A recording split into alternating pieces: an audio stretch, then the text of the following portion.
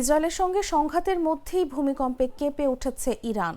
স্থানীয় সময় শুক্রবার রাতে ইরানের উত্তর মধ্যপ্রদেশ সেমনান প্রদেশে 5.5 মাত্রার একটি ভূমিকম্প আঘাত এনেছে।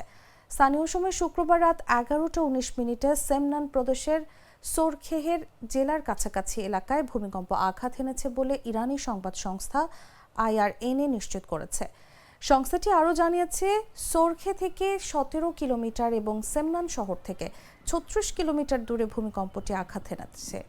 এর আগে রাষ্ট্রীয় প্রচার মাধ্যম প্রেস টিভি জানিয়েছে, উত্তর মধ্যপ্রদেশে 5.2 মাত্রার ভূমিকম্প আঘাত এনেছে।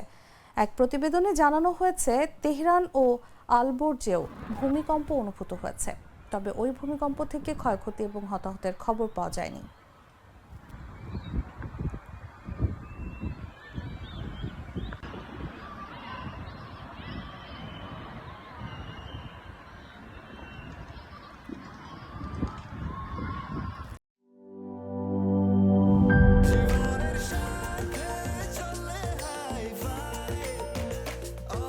স্বাস্থ্যকর অল টাইম, সব সময় অল টাইম হেলদি লাইফ।